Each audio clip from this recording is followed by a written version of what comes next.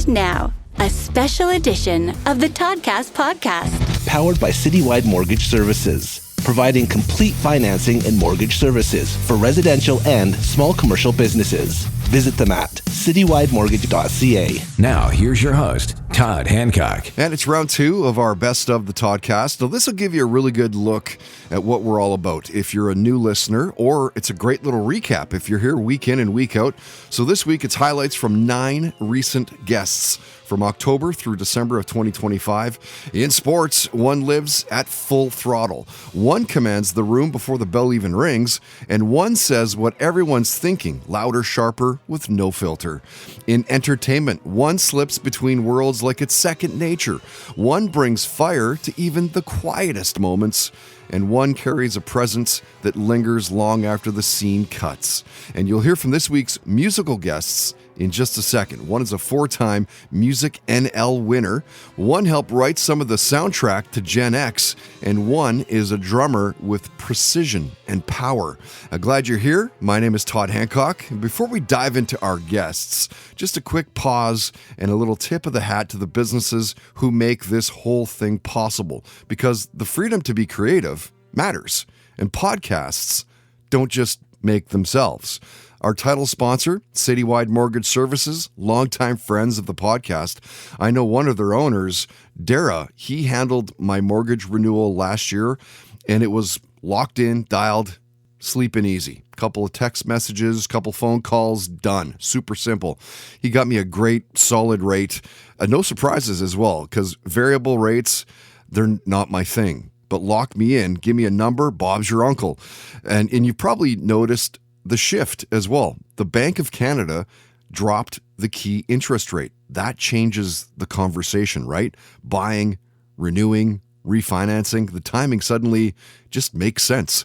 Citywide has been doing this for decades here in Vancouver. They work for you. They don't work for the banks. That's key.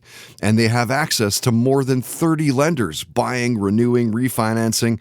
Even if another door has slammed shut on you, usually they can find a way to make it work. So talk to Dara at citywidemortgage.ca. It's who I trust. It's who I use. Okay, coming up in just a few minutes in Listen to This, a voice that cut through the noise, a band that left a mark, and career highlights. Econoline Crush singer Trevor Hurst sits down and looks back. That is powered by Tedco RV Supplies in Langley, RV service and repairs. They are ICBC accredited, and you want to talk loyalty, they're 10-year sponsors. Absolutely no breaks. It's mind-blowing. Tamara and her team have been with us almost since day one. Absolutely essential for us still making podcasts today. Find them online, Facebook, Instagram, Twitter, where else? At Tedco RV Supplies. First, let's get you some highlights from recent musical guests. So in mid-October, you heard Rachel Cousins on the Toddcast, as mentioned, a 4-time Music NL Award winner, one of Canada's brightest up-and-comers, Pop Artist of the Year in 2020. 2021 and 2022, a nomination for Solo Artist of the Year also in 2022.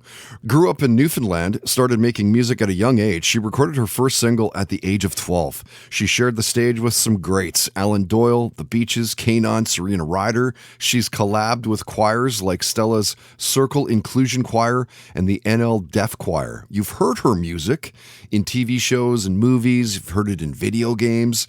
This has always been looked at as a career, so it's no surprise to hear Rachel talking about CanCon regulations, where Canadian radio stations have to play a mandated 35% Canadian artists or bands in their playlist, a minimum of 35%. Some have to play more. Something that was brought into Canada in the early 70s, and something that still makes sense even today. I feel like, honestly, I think Canadian artists specifically would benefit from anything that is like reinforcing the need for Canadian artists to be in the market as much as everybody else is. Like American music specifically. I mean, you're listening to radio, and there are like multiple artists now, like The Weeknd, Justin Bieber, like these Canadian artists who are doing it.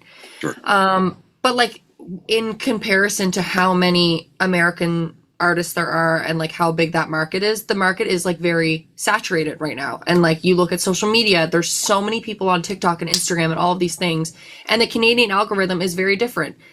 Canadians don't get paid the same as what Americans do for things like that. So I think any type of, anybody who's going to say like, well, I think that Canadian artists could use a bit more of a push, or I think that they need to be paid this amount, or they need to be on radio this much. Like, I don't think that that is a bad thing or a bad idea. I think that anything like that would be useful right now. Yeah, she goes, Canadian artists specifically would benefit from anything that reinforces the need for Canadian artists to be in the market as much as everybody else is. It makes sense, right? It's well said. Rachel goes on to talk about the music of Tim Baker, her family, high school. She shared a near-death driving story the first time she heard her music on a TV show. We got into what it was like being a contestant on CBC's Searchlight contest. She was binge-watching Invincible and Arcane at the time, so they came up. So did politics, an Avril Lavigne in-concert story, her love of horror movies, and back to the NL award-winning 4 times.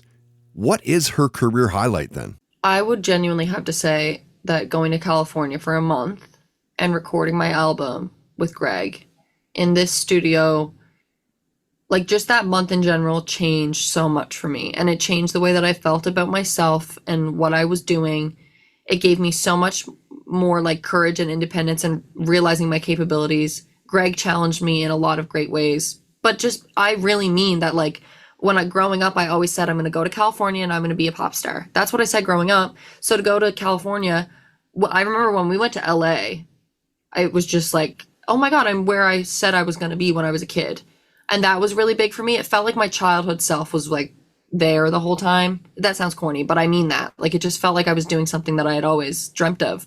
And not a day went by that I did not count my lucky stars. I'd wake up and make my coffee in the morning in my apartment in California. And it was like I was in a damn commercial, because I'd just be, good morning, world. Like, that's just how I felt, like, constantly every morning. Good morning. I'm in California. I'm ready to go and make music. Like, what else could you ask for? It was amazing. So I think that's honestly my career highlight. It was the best. And I just want to go back. I don't want to go to America right now. It's a shame, but I really want to go back to California soon. I do. That's great. Just that month in general changed so much for me, and it changed the way I felt about myself. So we'll go from Rachel Cousins to later on in November, you heard Sloan singer Patrick Pentland on the podcast. East Coast rock. They started things up in Halifax in the same year that I graduated high school back in 1991. The same 4 guys the whole time. And yes, I do know that they broke up, but when they got back together again, it was the same guys. Juno Award winners, 14 albums, over 250 songs, over 30 hit songs, and killer music videos. That was the one thing that I can remember about Sloan back in the early 90s. It was the videos. So listen to Patrick talking about the music that was in his house as a kid growing up. Yeah, my father played in rock bands. I'm from Northern Ireland, so he played in rock bands there, and a little bit when he moved to Canada. And yeah, there was a certain amount of rock music. He was more into sort of jazz and like soul stuff, but it was never discouraged. And early on, I wanted to.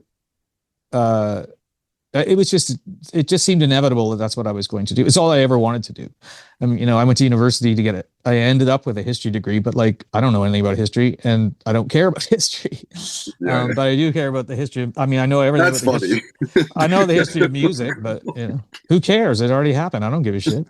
That's so funny. Like, it's not important. It's just memorizing things. Sure. Maybe it gives you some fodder to write some song material, I guess. Maybe. I have enough people. Positive out of it, I got enough people in my life. I don't need any more. I got enough to write about. He goes, it just seemed inevitable that that's what I was going to do. It's all I ever wanted to do. And sometimes it's just that, right? You know exactly what you're going to do. It's just a matter of getting there. Like for me, I've always, I knew that I would be revolved around music in some sense. Did I know that it was going to be a radio DJ or a podcaster for 30 plus years? No. But I knew that I would do something in that world. So Patrick also talked about the power of AC/DC and David Bowie. Actor Gary Oldman came up, so did Coffee and Gasoline, Aliens, Rush, the Commodore Ballroom here in Vancouver, seeing Iron Maiden in concert, a memorable show that they played in Whistler, the Rolling Stones, sports, Much Music, Batman, Marijuana, and the 3 bands that changed his life. Oh, well, it would be AC/DC, Jesus and Mary Chain, and um, Bowie, I guess. Interesting. AC/DC, Bon Scott, or Brian Johnson, or both? Well, it's a little bit of a difficult one, right? Probably Bon, but you can't compare them because they're not the same band. It's a little bit like Black Sabbath with Dio. It's not the same band. Like they, you know what I mean? But yes, I think Bon Scott's lyrics, I've ripped his lyrics off numerous times, blatantly in songs. That's too funny. I've ripped his lyrics off numerous times blatantly in songs. Love Patrick and the boys in Sloan. So in early December, Big Wreck drummer Sekou Lumumba jumped the Zoom. Originally, the band, of course, was called Stillwaters. This was back in like 1992. But after a dreadful rehearsal, guitarist Brian Doherty said, this sesh was just a big wreck. And it sort of stuck. Sekou wasn't the original drummer in the band, so he wasn't in the band at that point, but he's been teamed up with singer Ian Thornley since the Thornley Band days and joined Big Wreck back in 2020. You got to love Sekou's story as well. Growing up in Trinidad, moved to Canada at 11 years old. He talks about the culture shock of all of that and said that embracing all the music that he heard when he got here is what made him such a versatile drummer, knowledgeable in lots of genres. Yes, like it's yeah. You know what? I hadn't thought of it. I hadn't joined those two things, but I suppose you're absolutely right. Like just being an immigrant, being an alien on a new planet and trying to fit in and trying to figure out how things work with old knowledge. I mean, yeah, I suppose that on a very fundamental level allows me to kind of be open to listen to other stuff. And then, I kind of before my friends turned me on to that stuff, I was into stuff that I heard around the house, right? So and stuff on the radio and things like that. And then eventually my friends were like, "Hey, you're black, you play drums, you'll like Fishbone and Bad Brains." And I was like, "Hey, fuck you, but you're right, I fucking love those bands now, actually. They're incredible and they're responsible for who I, you know what I mean?" So Sure. just being open and being able to see things from a different perspective from a person of color, and then being able to see other people of color play like living color, and like, oh my God, black people can do that. Black people can play music like that and do it as good as anybody else. Like, okay, all right. And just being able to I like that music. I love Steely Dan. I love Shaka Khan. I love Ginger Baker. So like being able to hear good music and pull those elements. Like I don't think I'm a particularly great drummer in one idiom. I absolutely consider myself a jack of all trades. Mhm. And I think that's just because I understand Well, you why understand time. something. I understand time, but I understand time in different idioms. So like with Ian, certainly the reason we work so well together is just because I was a fan. Like before I met him, before he knew I existed, I was a huge fan. Right. And so I would listen to those songs and listen to Forrest, the original drummer, and his parts on there, and be like, "Yeah, I absolutely get Yeah, this," dude. you know. Force So was a when I monster. got into the band, Yeah. it was just like, yeah, whatever, dude. Next, you know. Right. He says, I hadn't joined those two things, but I suppose you're absolutely right. Love talking to Sekou about the early musical influences. Then we get into the death of Kiss guitarist Ace Frehley, binging Fargo. Mary Shelley's Frankenstein came up. So did SNL, the World Series, his love of MMA, the Beach Boys and the Beatles, seeing Metallica in concert. We talked comic books, the death of Ozzy Osbourne. Yep, Ozzy. I discovered Ozzy about 2 years into being a drummer. Yeah. And I discovered him the same time I discovered Led Zeppelin, believe it or not. So I put Ozzy and Black Sabbath and Bill Ward in a very specific pantheon of music that when I hear that, just like it was like school. You remember the first time you heard those bands, right? Like Oh even yeah. now, you know the parts, even if you don't play guitar or play drums or play or sing, you just know the parts because it was school. It was like someone setting you up for all the things that you're going to hear later on in life, musically, right? From I'm getting emotional talking about Jesus. Yeah, it was school. It was which is part of like, our, like, it's part of who we are. exactly. And hearing like his voice and his just, I would oftentimes think back to like what it must have been like at that time to hear that on the radio and be like, what on earth is happening right now, you know? Yeah, it's tough to talk about without getting too emotional there. He was definitely somebody who taught me a lot about metal and about rock music. Yeah. Subscribe on iTunes, YouTube, and Spotify at Toddcast Podcast.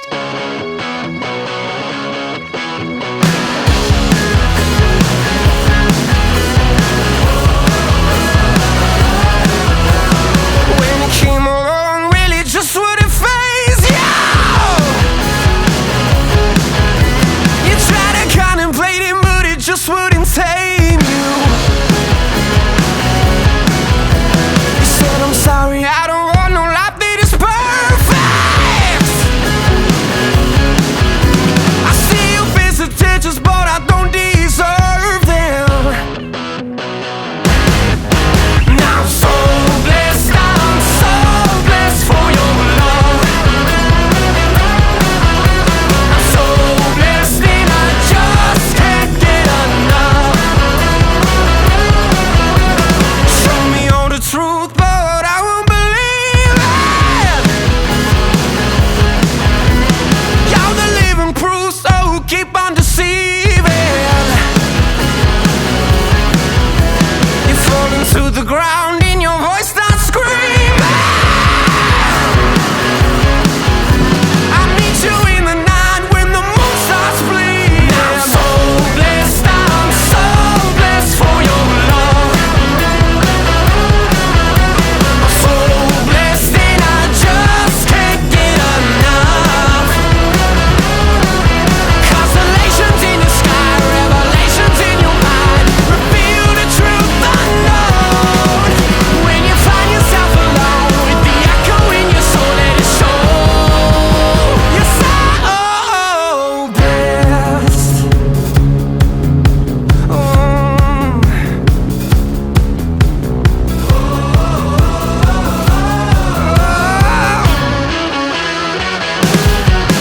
Now I'm so blessed for your love.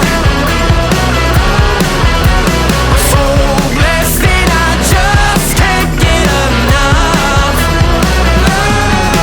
Constellations in the sky, revelations in your mind, reveal the truth unknown. When you find yourself alone with the echo in your soul, let it show. You're so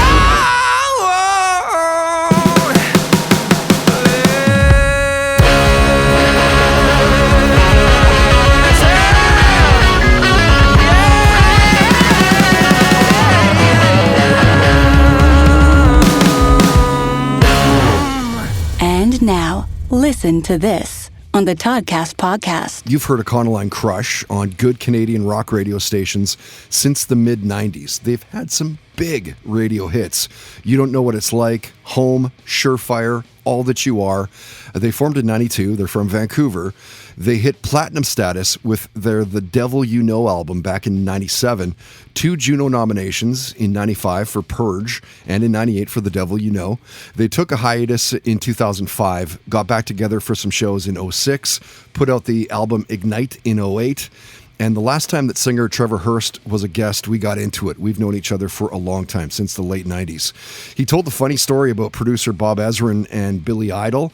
We talked about Guns N' Roses, playing Madison Square Garden, what it was like touring with Kiss. NHL playoffs came up, so did being inspired by INXS, Chris Cornell, and The Cult. He shared a story about seeing Van Halen in concert, recommended some books for you to read as well. We even touched on guitarist Ziggy's death. It was great to catch up with Trevor. This was his 4th time on the podcast, and here he talks about some of his career highlights. There are many. Listen to this. One of the things like that was kind of funny and fun and a moment for me was when we did go to New York to play at Madison Square Gardens. I was convinced, I should probably get a new pair of jeans. So I go to Macy's and I'm trying to get these jeans, and I'm in the denim section. I'm looking, and this girl comes to help me, one of the salespeople. And she was like, "What are you looking for?" And I said, "Well, I want to get some jeans, playing a show tonight." And she goes, "Where are you playing?" "Well, Madison Square Garden." "No way. Well, what's your music? What do you sound like?" And I paused for a second, and I was like, "Well, this." And it was playing over the store intercom at the exact perfect time. Another weird highlight, not really a con line, but I can remember going to this store in Santa Monica one time, and I was getting a coffee, and it was kind of like a store where they'd have, there was vendors in kind of all these spots. So I'm standing there waiting for my coffee, and I look behind me, and Alanis Morissette is sitting there, and she goes, "Hi," and I go, "Hi." I didn't know she knew or whatever. And then I look to my left, and Lisa Marie Presley tries on this ring. So she puts this ring on, and she goes and does the Elvis thing with her lip. And it was so much like her dad. I was just like, whoa, like, what is that? Crazy.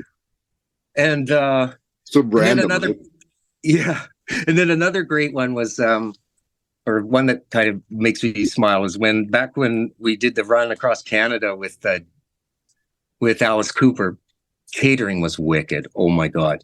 Oh, yeah. So before we would go on, I would slip chocolate chip cookies in Zig's coat pocket. So when he would go for a pick, he'd pull out this chocolate chip cookie, and I'd be in the middle of a song. All of a sudden, this chocolate chip cookie would come flying across the stage at me. Oh, that's great.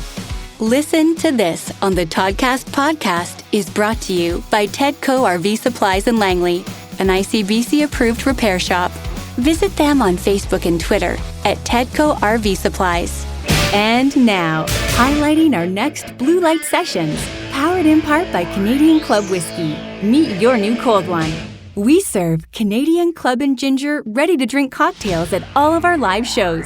Visit CanadianClub.com today.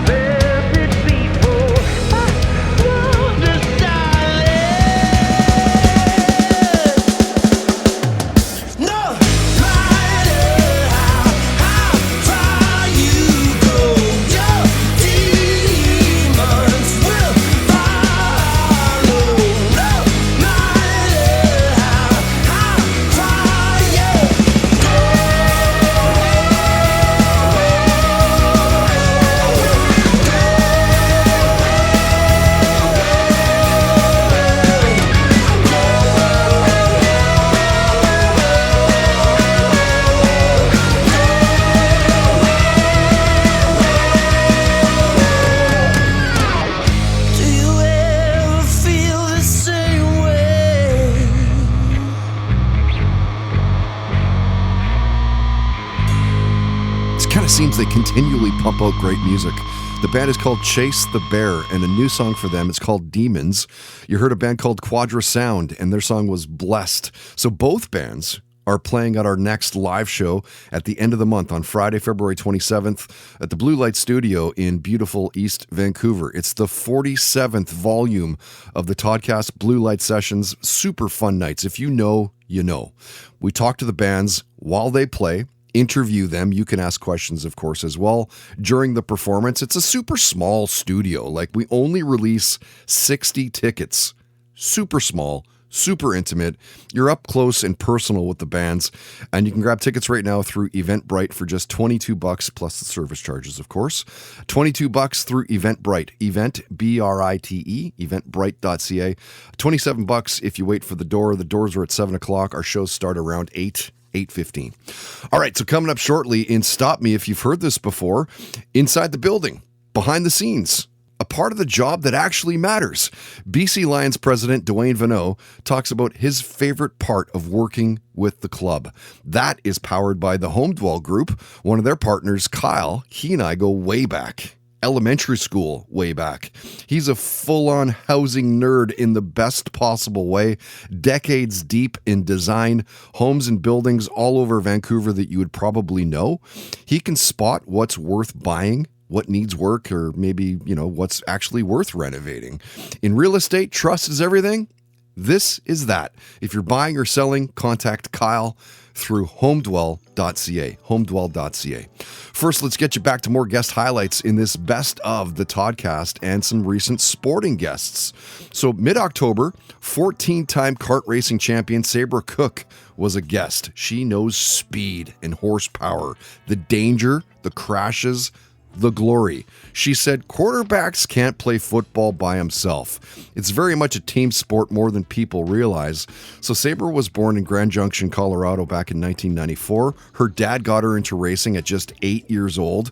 We talked a lot about racing and that nasty crash that she had back in 2020. More on that in just a bit. But we also got into other parts of her life, like going to concerts, the Eagles, the Rolling Stones, the Avengers, superpowers. We talked sponsorship, superstitions. Jennifer Aniston came up. So did growing up around Christian music, among other bands. Wow. Okay. My mom, growing up, so my mom is pretty religious. So she had lots of Christian music playing. Like full on Christian, or like Amy Grant and Vince Gill and that sort of stuff, or like what? I don't even know who Amy Grant is, but okay. I guess I'll mix a lot of things, like different genres. Yeah, I guess like country, pop, Christian rock, like you never know. Or the traditional Christian music. My dad, he loves the Eagles. It's his favorite. I feel like one of my favorite songs is Dream On, and that's because of my dad. So we used to listen to that all the time when we were at the tracks. Definitely country. It's part of the Colorado culture. That definitely was part of it. My dad we would listen to Kid Rock when my mom wasn't around. So okay. she probably wouldn't have appreciated it. Probably not.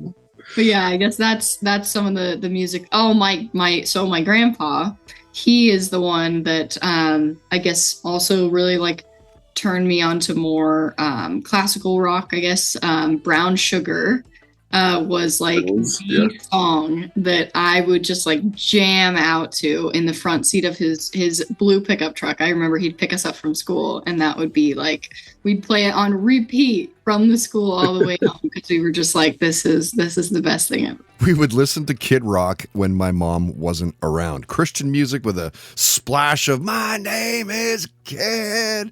So Sabre was the first woman to win a shifter kart championship. She thinks that that actually might even be globally. Off the track, Sabre holds a Bachelor of Science in Mechanical Engineering from the Colorado School of Mines and was the 2018 winner of the Infinity Engineering Academy. And quickly, back to her crash back in 2021, where she suffered a labral tear in her right hip and injuries to her lower back and SI joint. How do you come back from that?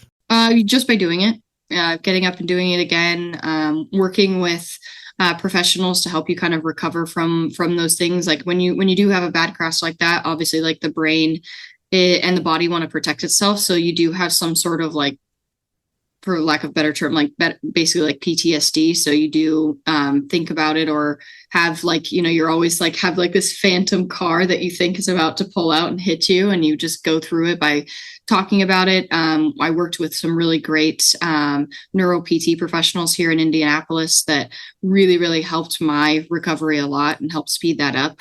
And you get back and you do it again, and it's going to feel weird the first time, but you just keep doing it. And eventually all of your muscle memory takes over, and your body learns that, oh, yep, I am safe and I am okay. And you're good to go after that. How long do you think it took for you to feel like, 100 again? With concussion symptoms, that was definitely probably the biggest concussion I've had. And it took, let's see, the accident was like September 17th, 2023, and I got cleared by my neurologist in February. Super interesting conversation. When you have a bad crash like that, obviously the brain and the body want to protect itself. You can watch it at our YouTube channel. Search Sabre Cook and Toddcast and you'll find it. So in late November, you heard WWE ring announcer and the Vegas Golden Knights in-arena host Mark Shunock was on the podcast. Most people hate public speaking, but not Mark. Good Canadian kid. He's made a career out of it. Grew up in Sault Ste. Marie, Ontario, wanted to play in the NHL as a kid, and when he realized that that wasn't going to happen, he started down the performance path, moving into theater, earned a Helen Hayes nomination for the Best Supporting Actor in his role in Disney's The Lion King. Then it was a move to Vegas to star in Rock of Ages. And then everything started to kind of come together. You've seen him, as mentioned, in the WWE, in the Vegas Knights home games. He was the ring announcer for Top Rank Boxing on ESPN, and he was game to talk about everything and anything, really, like the early influence of actor Michael J. Fox, the OHL Sioux Greyhounds, raising Lord Stanley's cup over his head, binge-watching Squid Games and Westworld. Connor McDavid came up, and the greatest wrestler ever, brother. Well, with the GOAT, the GOAT. Everybody's called the GOAT now, I guess. But, I was a big Hulk Hogan fan. It comes crashing down and it hurts. And what he did for wrestling in a time when we didn't have phones or internet, right? Like he became a global sensation without massive technology. So I think that's one of the things we sort of forget, is that he was just an icon globally, not just in Canada or the United States. Like the world knew who Hulk Hogan was. Yeah. And he literally changed pro wrestling. But I got to say my experience is just special. I got a call out of the blue based on my work with Top Rank Boxing and ESPN when they had an opening, and I'm learning every day. It's a world that was foreign to me, the back end of it, right? I watched just like everybody else. Jimmy Superfly Snuka was my guy. I loved him. The British Bulldogs, how can you not? So listen, I was a family. I got a little Mean Gene figure from back. Mean Gene, really nice. A friend of mine sent that to me after I got the job. They felt like they said, this shouldn't be on my shelf anymore. It should be on yours. And I was like, oh, that's funny. Great. I always try to get like WWE stars. Like I've had Jake the Snake was a great interview. Hillbilly Jim was a really interesting conversation. Like, pretty cool. Hacksaw, like King Kong Bundy, yes. Andre the Giant. Like these guys just made you want to turn it on. Sure. And that's it. That's everything, right? When you think about it, like what I said that for the first time. I'm like, they made you want to turn it on and watch. It was because of them. It wasn't the cool graphics or anything like that we have now. It was these just over the top, amazing personalities who were just incredible at their job. And that's why you wanted to watch TV. So, sure. Cool. Just incredible athletes, and like the entertainment value was just peaked. I mean, it's still, really, yeah. And the funny thing is like people say like, oh no, wrestling's, it's fake. And it's like, well, go watch it. and in real life and tell me otherwise. Like, they're some of the best athletes on the planet. No doubt. He goes, what he did for wrestling in a time when we didn't have phones or internet, right? Like, he became a global sensation without massive technology. That's the crazy thing about Hulk Hogan, becoming a global superstar before the internet, before cell phones. It is crazy. Mark talked about the Jake Paul boxing matches, superhero movies, family road trips came up. Anne Murray somehow came up. Neil Diamond. So did New York City, his philanthropic work, mental health awareness. He's raised millions. Mark has partnered with more than 100 charities. It's incredible. Well, I think right now, if there's anything I could share with your listeners, it's what we're working on to leave Vegas better. Aligning with how I just talked about Michael J. Fox. We're raising $50 million right now locally to build a brand new mental health wellness community center, a block off the strip for anybody who works in hospitality, entertainment, first responders, veterans, teachers, construction workers, public education students. For 12 years in Vegas, my wife and I have run a nonprofit called Monday's Dark. The name comes from the fact that Broadway is traditionally dark on Monday. So I throw a party on Monday night and we give all the money away to a cause. We've been doing it for 12 years. We've raised millions of dollars. So to answer your question specifically, when the city of Las Vegas, Clark County, who governs our city, said, hey, you can have that corner a block off the strip, they gave it to our nonprofit to develop a community center to help people. That's pretty special to be recognized like that. Say, hey, Mark, we want you to champion this for us. So I have 2 years ahead of me to build a facility to leave Las Vegas better than the way I found it, in a way that I never thought imaginable. I moved to Vegas as a Broadway actor 13 years ago. 13 years ago, 1 week ago, I was slinging drinks behind a bar chasing an acting career. So that's how special Vegas is to me. I got the call and they said, hey, you're going to go do Rock of Ages in Vegas. And I thought, I'll do 6 months. I'll do a year and then on to the next gig. This city just roped me in, and it's not because of, I say this a lot. We have the best restaurants, the best resorts, the best shows, the best sports teams.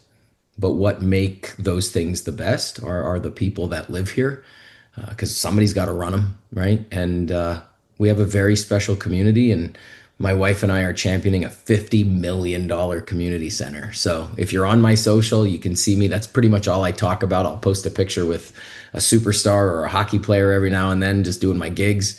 But my passion is this now, and it's taken over my life, and it will for the next 2 years. I hope to make it come to fruition. I need a lot of financial help. We're going to raise a lot of money and get a lot of people involved. So that's my career highlight right now, because I know my career is going to continue on. I'm going to be able to host things and act in movies and do a bunch of stuff, but that all means nothing if we don't leave it better than the way we found it. And I mean that seriously. And I think, you get it. You're Canadian. We're good people. So that's it. Absolutely love that answer, man. I was not expecting that. I absolutely love it. And it's, partially because of you're a good Canadian kid. Listen, look what's behind me, right? I've got a Stanley Cup picture. I got a John Cena picture. I got kids in Riyadh asking me for autographs. This photo is from 9/11 when I was living in New York City. Those are beer cans on the ground zero. My first 2 dogs with my wife. That's my entire family in Windsor, Canada, and Sault Ste. Like those are my highlights. But my parents are just incredible human beings, and they spent their entire lives, and they still do to this day, helping people, making sure that everybody has enough. And I think if we just all sort of took a deep breath and looked at life a little simpler, I think back to my little station wagon cubby.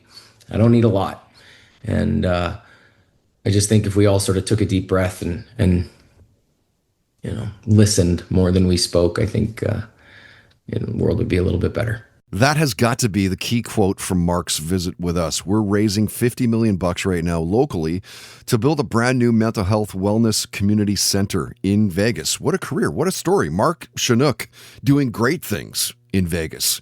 So it was early December, and our resident sports ranter, Mr. Tequila, joined us. It had been about a year and a half since his last visit. And this time around, how could you not talk about the Vancouver Canucks and a typical start to a somewhat disappointing team. Yeah, the injury bug is already hitting us right now. Demko being the biggest one, but man, he takes a leak and he gets hurt now. Like it's terrible. Like we can't go with a guy who's going to be in and out of the lineup, right? But by the same token, when they were going to trade him, because they were considering trading him, you don't just give up a number one goalie. So it was kind of stuck in the middle with letting him go, right? Right. Do you think the Canucks regret not maybe keeping Shilov's, getting rid of Demko? Like, do you think they regret it?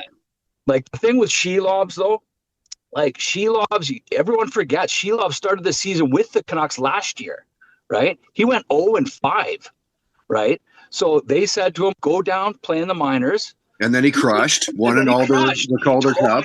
Totally crushed. So he earned at least a backup role with the Canucks. He should have had it. They should have bounced either Lankinen or Demko. They should have made a choice there and then try to keep Shilov. So I get that. But I see at the same token, they were like, man, he wouldn't have got the starting role for sure. But he did play well in the minors. Obviously, winning the Calder Cups, like, that's massive, right? That's huge. Yeah. Huge. But, like, not just Demko, like that Hedl guy, he was doing well before he got hurt. Well, concussion, he's going to be wanting mom soup, just like, Lindros wanted it, right? Like, mom makes good soup. Yeah, that's right. Like, I've had a few of the concussions too, so I know what those guys are going through. But, like, yeah, this could be long-term because I think he had concussion problems when we got him, right, when we traded for him. So that was the knock against him, that he's barely in the lineup. But when he is in the lineup, he actually does pretty good, right? He's a first-rounder. And, like, Garland's out right now, and Bluger. Like, that's some key guys to your lineup. Well, and then, of course, Hughes was out for a while stretched there, too. And like, these are core players. But you know what? Our PK, we're almost like dead last in the NHL. Like, we're terrible. But we can score goals galore. Like, we're one of the top teams for scoring, right? Right. We just can't keep the puck out of our net. But, like, there is, like, Hughes is doing all he can, right? Hughes, Hronek, they're doing all they can. But it's the Myers.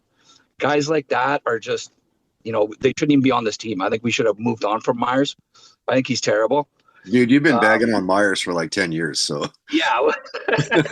But, like, hey, there is some bright spots. Like, look at Kiefer Sherwood. Yeah, Sherwood's a great player. Wow, this guy's been great, right? Yeah. And even Petey's making bounce back, right? I knew with Petey, especially with Adam Foote lets offensive players play offense, right? He lets them go. He's not really all over them in the defensive end. Where Tocchet was that. He changed Petey. He turned him into a fucking two-way defensive player. Like, he's good there, but fuck, we're paying this guy, what, $92 million?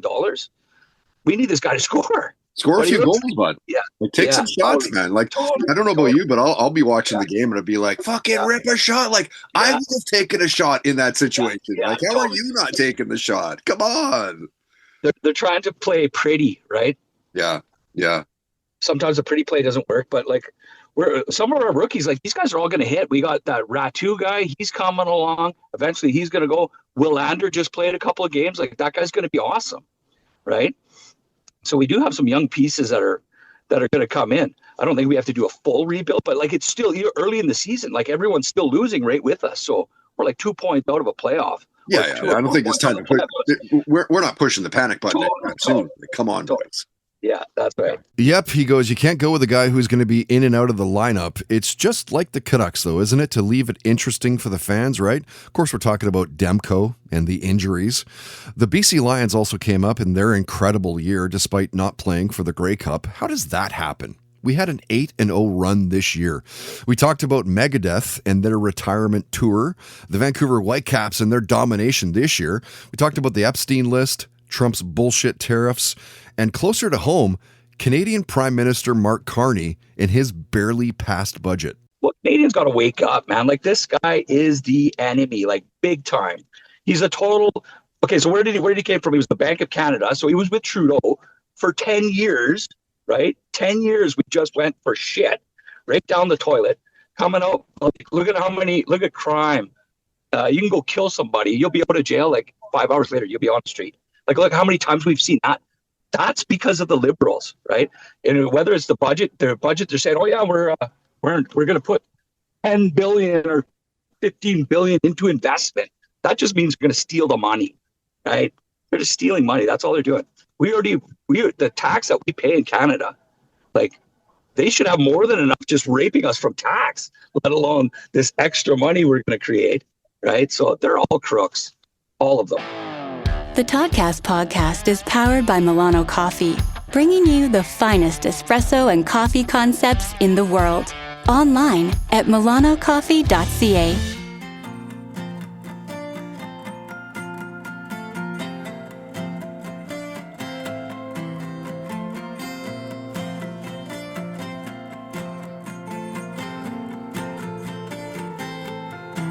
Made a career of bombing me, playing cruel jokes on myself, and the pay was buying time. Found the time to make a cry for help.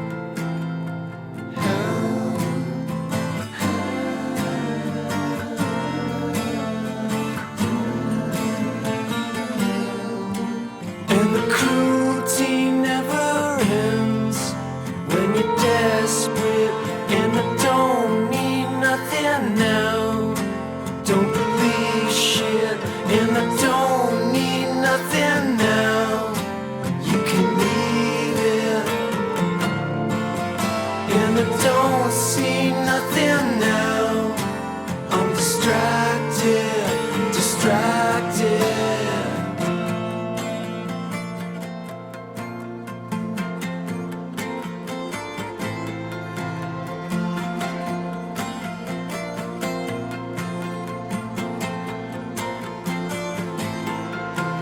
In a life without denial, some distraction for a while. Try your best to make a shrine, 'cause it's all just passing time.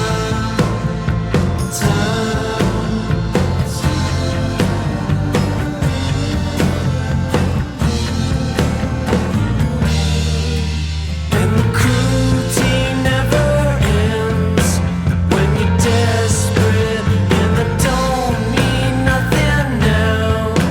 Don't believe shit, and I don't need nothing now. You can leave it, and I don't see nothing now. I'm distracted, distracted.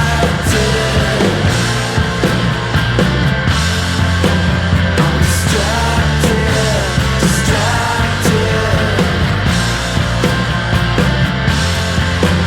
I'm distracted, distracted.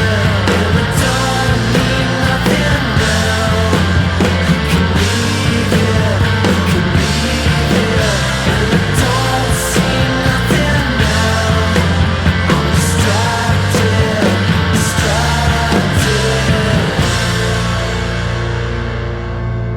And now, stop me if you've heard this before on the Toddcast podcast. 2025 is BC Lions president Dwayne Vanneau's third season with the club. As you would expect, he's an experienced and accomplished sports and events executive. Prior coming to the Lions, he was Chief Grey Cup and Events Officer, helping stage the CFL's biggest events and all of the league's major events, including the Touchdown Atlantic Series. Dwayne was at one point the Vice President of Marketing and Game Operations with the Edmonton Elks. Vanneau was instrumental in helping Vancouver land the 111th Grey Cup Festival in 2024. They say that festival generated $121 million, according to Sports Tourism Canada. Dwayne's expertise is not just limited to football. From 2005 through 2009, he was the president of the Edmonton Rush Lacrosse Club, later serving as the president and CEO of the Tour of Alberta from 2012 to 2017. And stop me if you've heard this before, heading into his fourth season as president of your BC Lions, Dwayne talked about his favorite part of the job. Yeah, Todd, why are you asking all these good questions? I think for me, the game days are they're incredibly stressful, obviously, because when you're you want your team to do well on the field at all times, right? So that's a part of the job that you just can't control. But when you sell out a building and you have all these fans coming in and you see how entertained they are and they're leaving having a good time, and just all of that environment, to me, is what makes it all worth it. We work very hard. We work 365 days a year for 10 days. And if you think about, so those 10 days are a culmination of a lot of different pieces that we put together on and to put on the best possible event we can. Stop Me If You've Heard This Before on the Toddcast podcast is powered by the HomedWell Group. Buying a house? Selling your home? Contact Kyle at homedwell.ca today.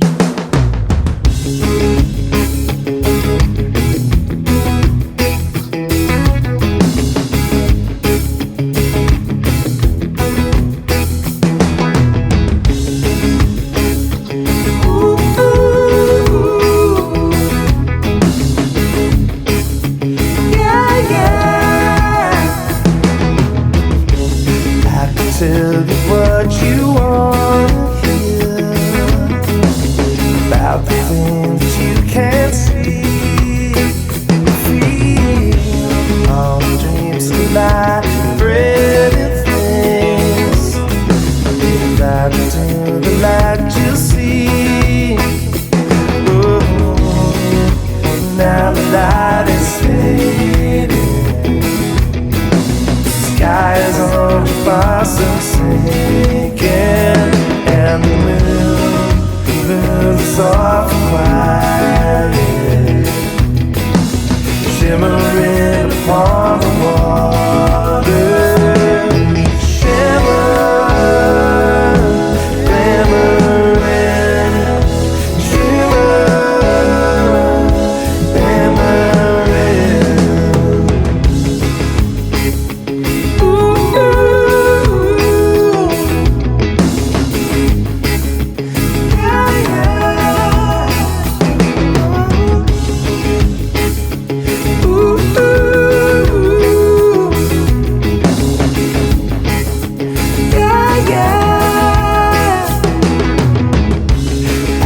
To what you want to know, but there's more that I could show.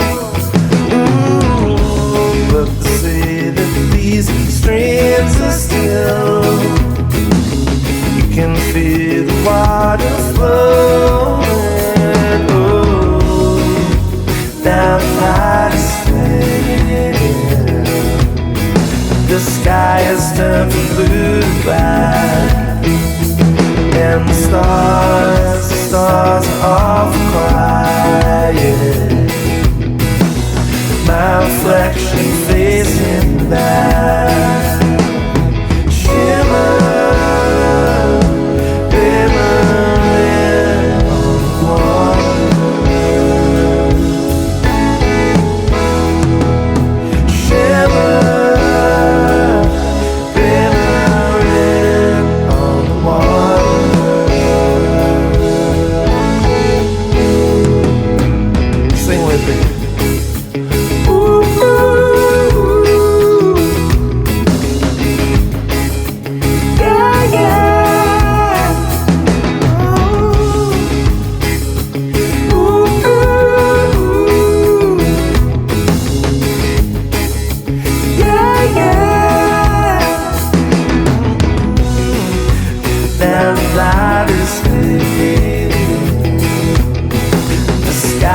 Turn from blue to black.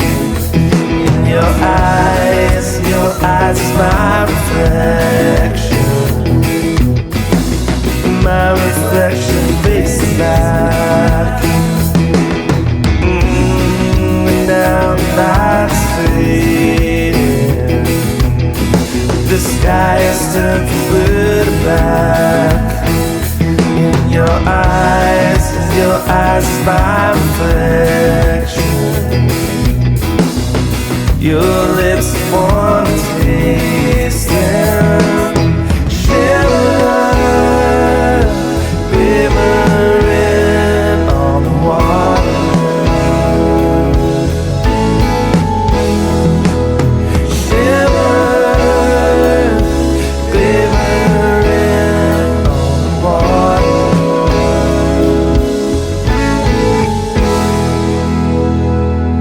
The band is called Quickness, and that's a newer song for them. It's got a bit of a reggae vibe going on with that one. It's called Shimmer.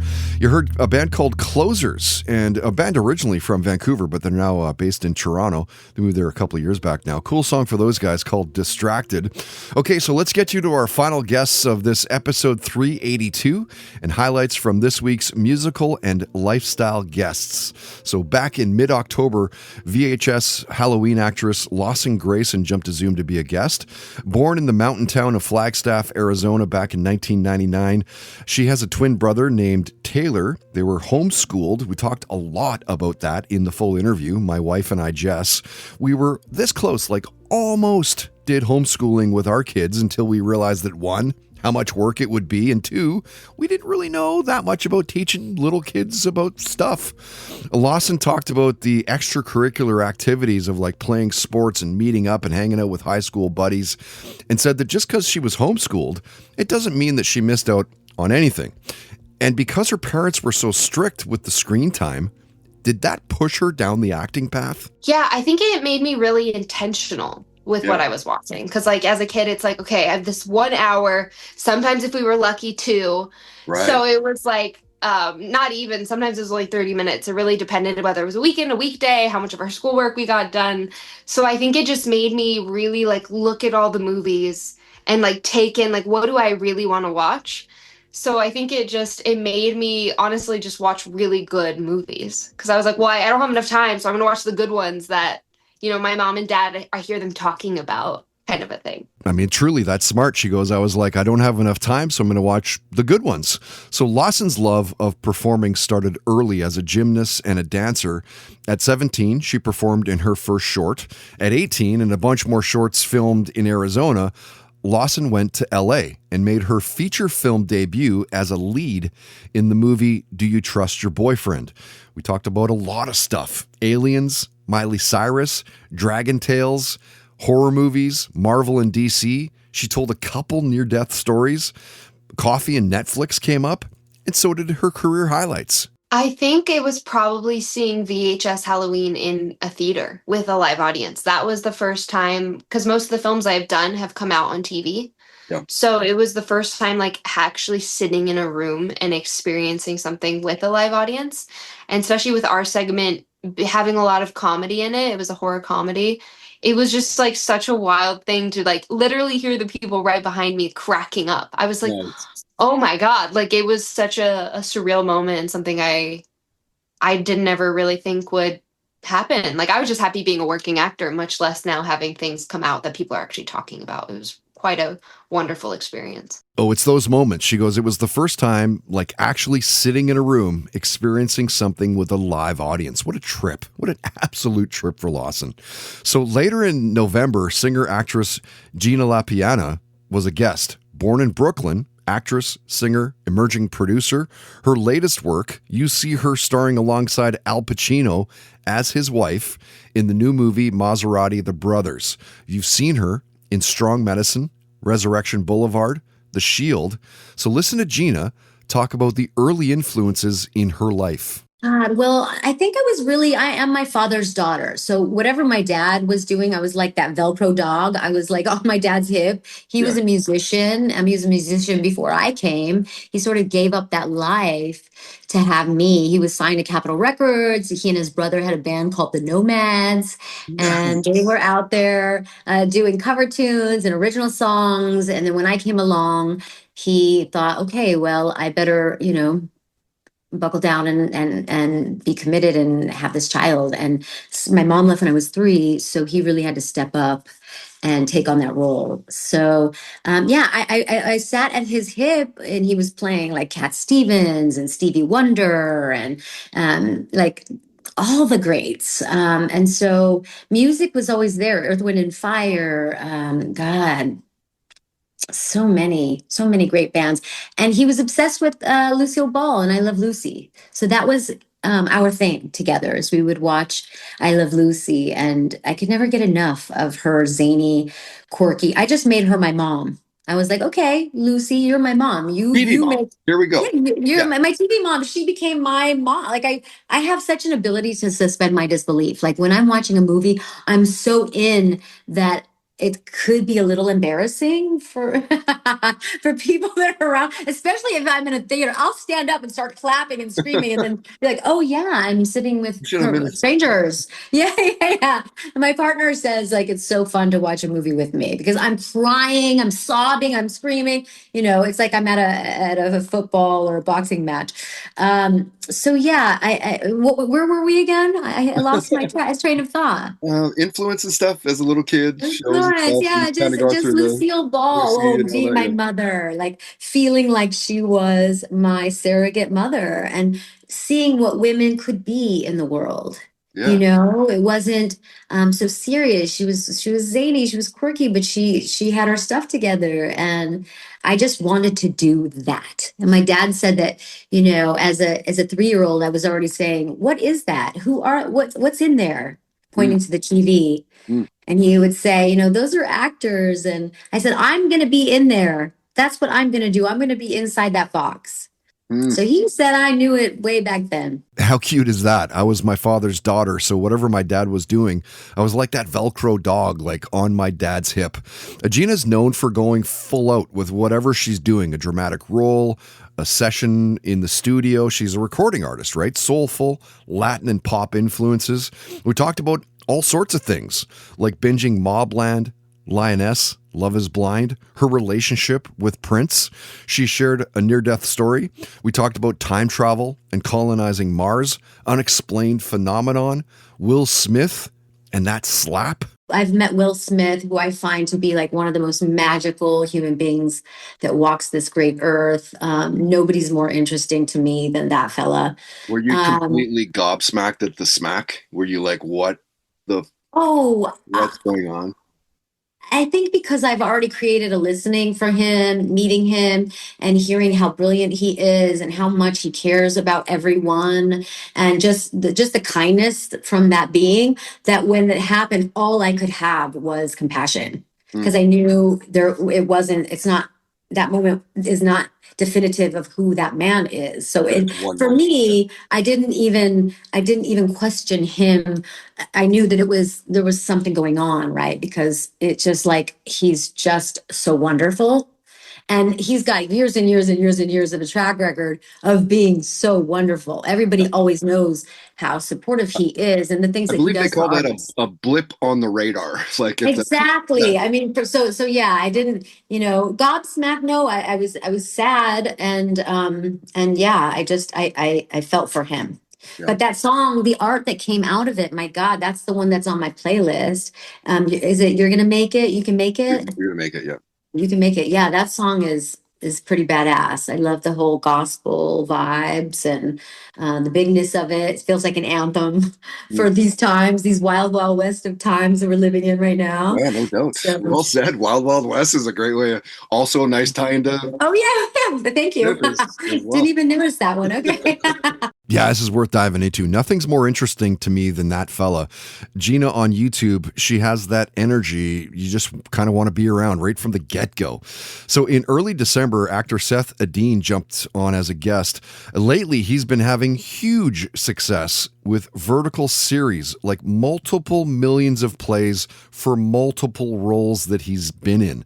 And interesting, because growing up in Wyoming, never was there a time in Seth's early years that acting was part of the game plan. Like, never. It was all sports all the time, mostly football and hockey, until medical tests showed that he only had one kidney. And then that dream of going pro was gone. I was the jockiest of jock sports guys, dude. I did football, hockey, wrestling, track. Right. I did it like that was like there was no discussion of any sort of artistic venture in my house ever. We had a guitar. That was like the only thing that was ever discussed. My dad's like, oh, let's learn to play the guitar. And then we just never got around to it because I just love playing sports, man. I'm a competitive guy. I love the camaraderie of, playing with the team. And there's a lot of similarities and parallels to playing sports and acting.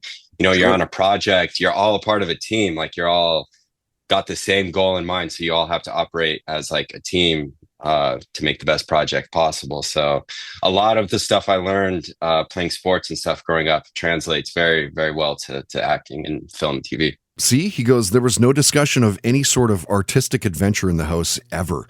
But Seth pivoted like nobody's business into modeling and acting, and you've seen him most notably as Easton Black in the vertical drama Breaking the Ice, and as Samuel Trent in Open Your Eyes, My Billionaire Husband. Last year, he won a Best Actor in a short drama award at a national film festival.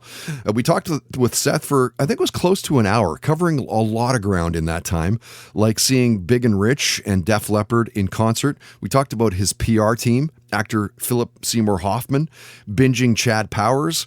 He shared a Mexico near-death story, which is insane, writing scripts maybe down the line, and the early influence of like watching Mighty Ducks, Top Gun, American Pie. Let's see. I mean, growing up, I didn't watch anything like too crazy. You know, I watched all the Mighty Ducks movies, Space Jam. Like those were like the movies that I watched. Miracle, Breaking the Ice. Fun fact: the camera guy for Breaking the Ice was one of the same camera guys for the movie Miracle. That Disney came out with. Yeah, so that was such a fun shoot, man. Like, because the camera guy was so pumped. He's like, "Oh my god, you actually know?" Because people have tried to remake Breaking the Ice, and I've only seen one other vertical short with an actor who knows how to play hockey. The rest of them have no idea how to play. So he was psyched, and we got some really cool shots. But back to your question. So I loved watching, like, honestly, all the raunchy like comedies like Dodgeball, Blades of Glory, Superbad, Pineapple Express, Step Brothers, American Pie, all that. Like that was a majority of what I watched. You know, every once in a while I'd mix in like a Rocky or trying to think of what else, like a Top Gun, like cool action movies. I like those. But as far as like I'd never seen the movie Fight Club until like 2 years ago. And that's which there's so many of these like great films and movies that were made that I just never heard of, never seen. Like I'd heard of the name Brad Pitt, but I didn't know who Brad Pitt, I didn't realize. I know. That. You knew who Brad Pitt was. Come on. I swear, dude. Like until like, it was like, when I moved to LA, then I was like, oh, this is Brad, like movie stars. Like I was really like had zero intention of ever getting into this. So like in my head, like Will Ferrell was like Brad Pitt to me. Well, like, Will Ferrell is. Yeah, he's like he's the Brad Pitt of that genre. Brad Pitt. Like Will Ferrell's amazing, man. Yeah. The Toddcast podcast. Find us on iTunes, Spotify, YouTube, and at toddhancock.ca.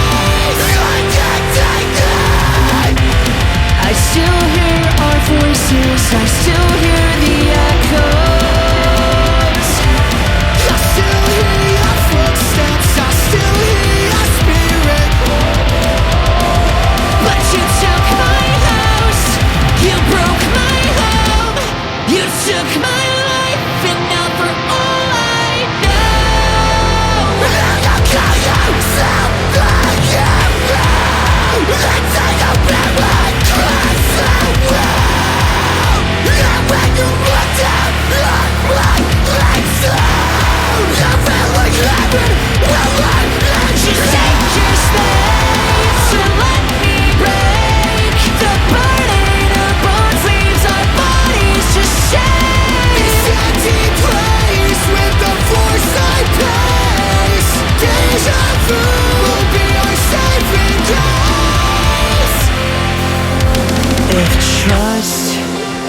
like a currency to us?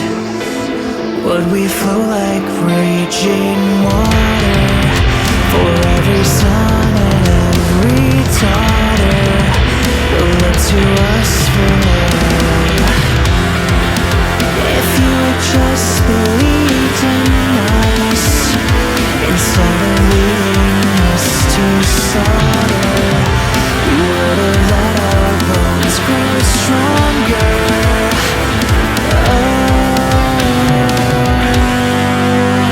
If trust was like a currency to us, would we flow like raging water for every son and every daughter who look to us for love? Just take your space and let me break the burdens of bones, leaves our bodies to change this empty place with the floors like glaze.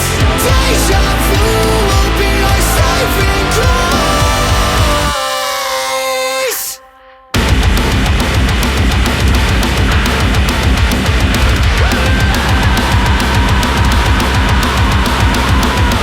That is a new song for Arlo Wells. It's called Fresh Cut, an absolutely crushing Vancouver band. Easily one of my favorites in that world. Heavy, heavy band. They played for the podcast, I think it was last year or the year before, and they're absolute beasts. All of them are excellent players. You really have to give it to them that caliber of a band calls Vancouver, our city, home. Okay, before we shut it down, a quick moment to show some love to our guests. Of course, big thanks for jumping Zooms and taking the time and telling your stories. So let's call episode 383 done. My name is Todd Hancock. Appreciate you listening. If you're still here, if you like the podcast, please tell your friends about us. It's a big way of how we grow. We are part of the Realm.fm network. They're based out of New York City, Realm.fm, if you want to check them out. Subscribe wherever you live online. iTunes, Spotify, SoundCloud, Apple Podcasts, Megaphone. Of course, watch everything on YouTube. Comment and rate as well. That's a big thing. It helps with search results. Search us out through what else? Toddcast podcast. Massive thanks to all of our excellent sponsors. Every one of them keeps this thing moving along. You can find links to all sponsor websites at toddhancock.ca. And if you're thinking about sponsoring, it starts at just $10 a day. All the info is on the homepage of toddhancock.ca, or at least the connect with me is. One more thing, if you help us find a sponsor, we'll give you a commission. It's just how we do. Until next time, don't be an asshole, because nobody wants to be around that. Have fun, play hard, and most of all, believe in yourself. You've been listening to the Toddcast podcast, powered by Citywide Mortgage Services, dedicated to helping you find the best mortgage rates. Available 7 days a week at citywidemortgage.ca. For 8 years, we've been asking the same question over and over again. How did this happen? My name's Mandy. And I'm Melissa, and we're the hosts of Moms and Mysteries, the true crime podcast with over 55 million downloads. We're two Florida moms who are obsessed with mysteries. Each week, we do deep dives into fascinating true crime stories.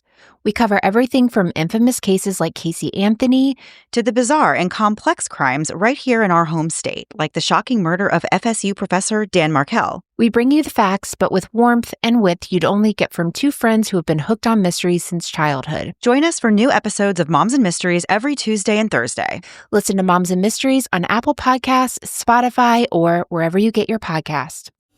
Oh, please, not that music. That music gives me nightmares from my childhood. Could we get something a little bit lighter, some lighter music here? Are you a fan of true crime TV shows? And what about Unsolved Mysteries, the show that jump-started all of our love of true crime? I'm Ellen Marsh. And I'm Joey Taranto. And we host I Think Not, a true crime comedy podcast covering some of the wildest stories from your favorite true crime campy TV shows all the way to Unsolved Mysteries. Baby, you will laugh, you will cry, you'll think about true crime in a whole new way, and you'll also ask yourself, who gave these people mics? New episodes of I Think Not are released every Wednesday, with bonus episodes out every Thursday on Patreon. And every Monday, you can listen to our True Crime Rundown, where we go over the top true crime headlines of the week. So come and join us wherever you listen to your podcasts. the Regency era, you might know it as the time when Bridgerton takes place, or the time when Jane Austen wrote her books. But the Regency era was also an explosive time of social change, sex scandals, and maybe the worst king in British history. And on the Vulgar History podcast, we're going to be looking at the balls, the gowns, and all the scandal of the Regency era. Vulgar History is a women's history podcast, and our Regency era series will be focusing on the most rebellious women of this time.